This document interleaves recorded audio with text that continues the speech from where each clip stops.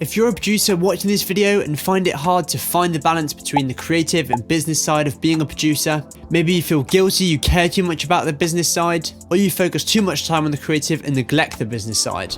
Well, today we're talking about how you can balance both the creativity and business as a music producer. It's something I've dealt with and still have to kind of manage and negotiate each day. It is something that every producer will have to come to terms with at some point, including you, because it is impossible to be a producer without spending time on making music and getting better and advancing as a producer. But it's also impossible to be a producer without marketing and networking and building an audience and getting beats to the right people and all the rest of it. So how do you balance it? Well, the first point is to do with time management. Now, I know that probably sounds very boring, but it is just crucial to find the balance. Seeing how much time you commit to both sides is the most obvious way to find out if you are spending too much time on one side or the other. To give you a practical example, my own schedule is that I spend 2 days of a 5-day working week on just making music. At the moment, it's Monday and Tuesday, although that hasn't always been the case, and I'm sure it might change in the future, but 2 days are spent a week, Monday and Tuesday, just making music. Then Wednesday is a bit of an admin day, so I'll render or bounce beats and loops out, upload a track to stock libraries,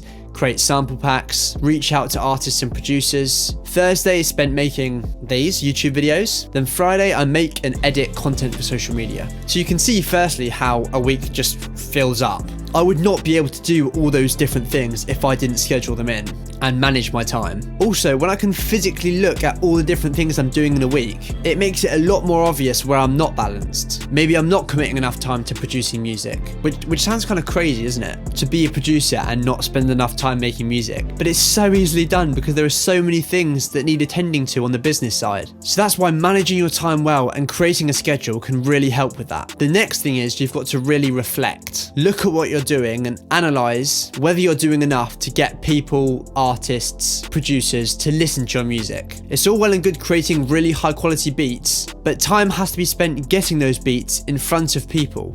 So you need firstly to analyze your strategy, which of course means having a strategy in the first place. Make sure you have a strategy of who your target audience is, what kind of people / group you're making music for, and the ways you're going to get it to those people and monetize it. It could be as simple as having your target audience as smaller artists who still have a decent following and have a fan base. So you're kind of targeting smaller placements. Now, to get those beats in front of those people, maybe you decide that you can try and network. Of course, in person would be ideal, but I know how hard that is, and obviously you have to live in an ideal location for that to be possible. So it doesn't have to be in person. Maybe you decide that you can kind of create some relationships through DMing, messaging, and social media. And then also part of your strategy is creating content for artists and giving them tips from the perspective of a producer to be able to attract and appeal to your target audience. That's just an example of a strategy. Obviously, that's one that uses social media and content and also goes after the artists and networks with them. So once you have a strategy like that, you need to analyze it, as I said, and be honest and ask yourself if all the work and effort you're putting in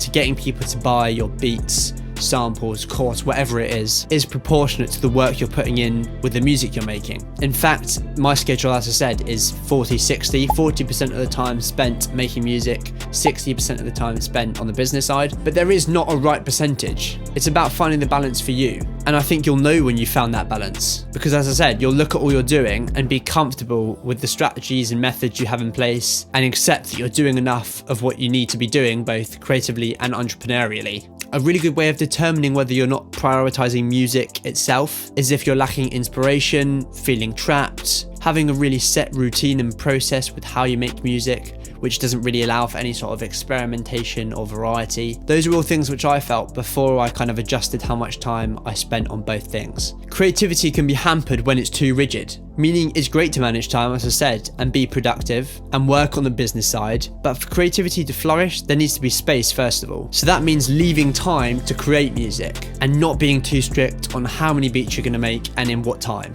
Of course, have an idea of how many beats you want to post a week, etc. But don't be too strict with how those beats are created and how long it takes you to create each beat, because as I said, that can really hamper your creativity. And also something which can be really easily forgotten is that you want to enjoy the process. So that's why personally I set out 2 full days to create music as opposed to spending a section of time each day, because that way I don't feel as under pressure time-wise to create enough beats, and there's a lot of time and space to think creatively for an extended period of time, which then allows me to improve as a producer because I'm exercising that part of my brain. Also, I realized that not everyone has the time to be able to spend 2 full days on making music. You can apply that to your own schedule. Maybe you just work in the evenings, set 2 evenings aside to just making music, and kind of apply it to your own schedule.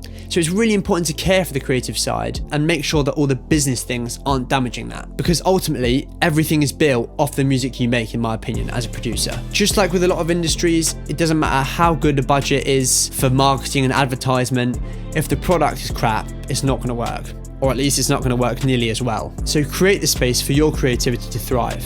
I've also created a video on how to overcome beat block, so if you think that will be helpful to you, then feel free to watch that, I'll link it above. But remember what I said, there is no right percentage to spend on both. Having the right balance means getting the right balance for you. For some, they may need to spend more time on marketing and creating content and all that stuff because they find it more difficult, or it needs more attention because their ability isn't where it needs to be at doing those things, which is something to continue working at, by the way. I feel like I have a long way to go with all the business aspects, and I personally love learning about it more and more each day. For others, they may need to spend more time on music itself because their product, their music, is suffering. Their music isn't getting better, the finished beats are becoming quite stale and samey, the process isn't very enjoyable, they're too obsessed with the numbers and analytics that they're forgetting that there has to be good beats in the first place. Look at what you're doing and figure out if you have the right balance. By the way, you can just make music for the fun of it, or study the business side and get involved in music business as opposed to being a producer. This video is kind of targeted towards